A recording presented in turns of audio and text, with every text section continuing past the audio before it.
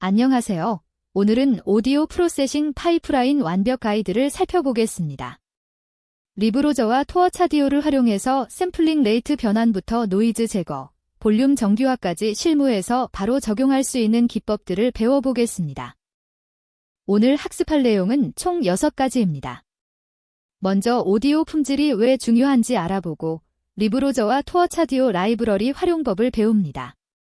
그 다음 노이즈 제거 기법과 볼륨 정규화를 다루고 마지막으로 이 모든 것을 통합한 전처리 파이프라인을 구축해 보겠습니다.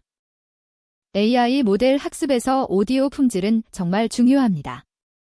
노이즈가 섞인 데이터로 학습하면 모델이 불필요한 패턴까지 학습하게 되고 샘플링 레이트가 일관되지 않으면 특징 추출 과정에서 문제가 발생합니다.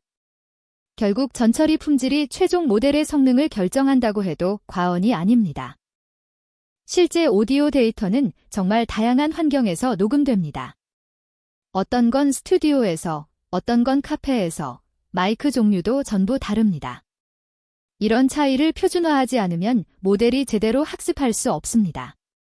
그래서 전처리 과정이 반드시 필요한 것입니다. 리브로저는 파이썬에서 가장 많이 쓰이는 오디오 분석 라이브러리입니다. 오디오 파일을 불러오는 것부터 시간 주파수 변환, 멜 스펙트로그램 추출까지 거의 모든 기능을 제공합니다. API가 직관적이라서 빠르게 프로토타이핑할 때 특히 유용합니다. 이 코드는 리브로저로 오디오 파일을 불러오는 예제입니다. 리브로저 로드 함수를 호출할 때 SAO 파라미터를 16000으로 지정하면 원본 파일의 샘플링 레이트가 무엇이든 자동으로 16000Hz로 변환해줍니다. 반환값으로 오디오 데이터 배열과 샘플링 레이트를 받습니다. getDuration 함수로는 전체 재생 시간을 초 단위로 확인할 수 있습니다. 샘플링 레이트는 1초에 오디오 신호를 몇 번 측정하는지를 나타냅니다. CD 음질은 44100Hz, 전화 품질은 8000Hz 정도입니다. AI 모델에서는 보통 16000Hz나 22050Hz를 많이 사용하는데 이 정도면 음성의 특징을 충분히 담으면서도 데이터 크기를 적절히 유지할 수 있기 때문입니다. 토어차디오는 파이토치 기반의 오디오 처리 라이브러리입니다. 가장 큰 장점은 GPU 가속을 사용할 수 있다는 것입니다. 수만 개의 오디오 파일을 처리해야 할 때 GPU를 활용하면 처리 시간을 크게 단축할 수 있습니다. 또한 파이토치 생태계와 완벽하게 통합되어 딥러닝 파이프라인을 구축할 때 매우 편리합니다. 이 코드는 토어차디오로 샘플링 레이트를 변환하는 예제입니다. 먼저 토어차디오 브로드로 오디오를 불러온 다음 리샘플 트랜스폼을 생성합니다. 원래 주파수와 새 주파수를 지정해주면 됩니다. 그리고 이 리샘플러를 웨이브폼에 적용하면 변환이 완료됩니다. GPU에서 실행하면 대용량 처리도 빠르게 할 수 있습니다. 실제 녹음 환경에서는 항상 노이즈가 섞입니다.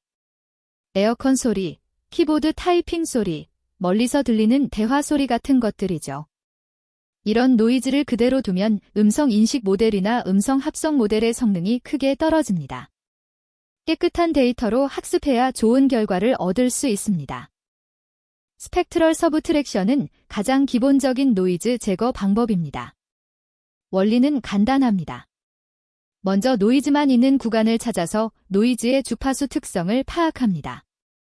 그런 다음 전체 신호의 주파수 영역에서 이 노이즈 성분을 빼주는 것입니다. 구현이 간단하면서도 효과가 좋아서 많이 사용됩니다. 이 코드는 노이즈 리두스 라이브러리를 사용한 노이즈 제거 예제입니다. 먼저 리브로저로 노이즈가 섞인 오디오를 불러옵니다. 그 다음 처음 0.5초 구간을 노이즈 샘플로 사용합니다.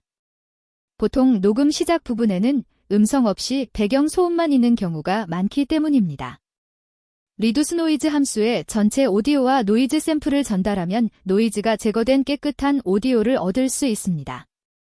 프라프 디크리스 값으로 제거 강도를 조절할 수 있습니다.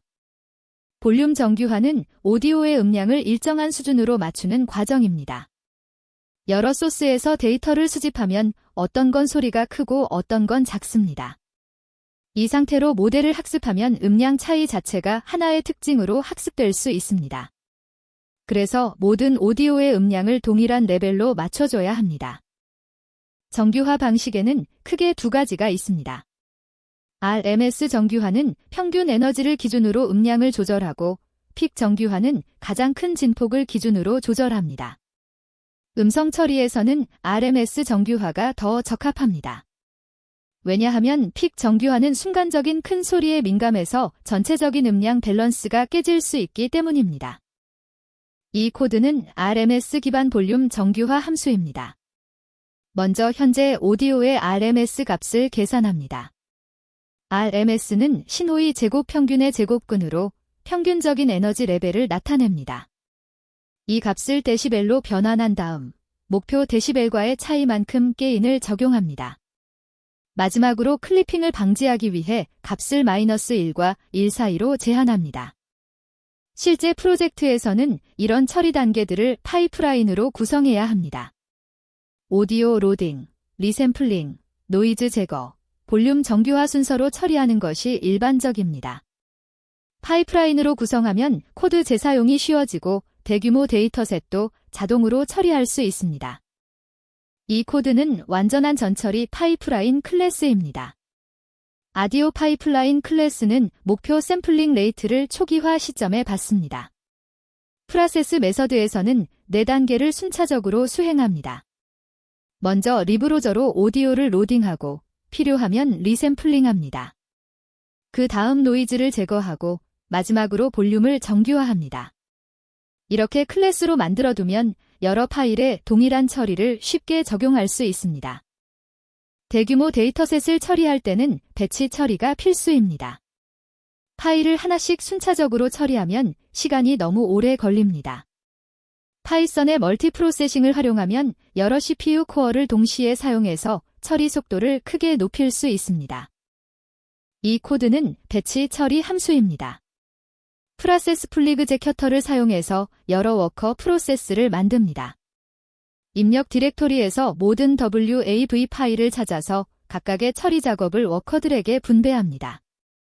TQDM을 사용하면 처리 진행률을 시각적으로 확인할 수 있어서 대용량 처리 시 얼마나 남았는지 쉽게 파악할 수 있습니다.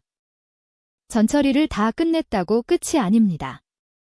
결과물의 품질을 반드시 검증해야 합니다. 가끔 처리 과정에서 문제가 생겨서 이상한 파일이 만들어지기도 합니다. 자동화된 품질 체크 로직을 파이프라인에 포함시켜두면 이런 문제를 조기에 발견할 수 있습니다. 마지막으로 실무 적용 팁을 말씀드리겠습니다. 첫째, 원본 파일은 절대 삭제하지 마세요. 전처리 결과가 마음에 안 들면 다시 해야 할 수도 있습니다. 둘째, 처리 로그를 상세히 기록하세요. 나중에 문제가 생겼을 때 추적이 쉬워집니다. 셋째, 파라미터 튜닝에 충분한 시간을 투자하세요. 데이터셋마다 최적의 설정이 다를 수 있습니다. 오늘 오디오 전처리 파이프라인의 핵심을 함께 살펴봤습니다. 리브로저와 토어차디오, 노이즈 제거, 볼륨 정규화까지 배웠으니 이제 여러분의 프로젝트에 직접 적용해보세요. 시청해주셔서 감사합니다.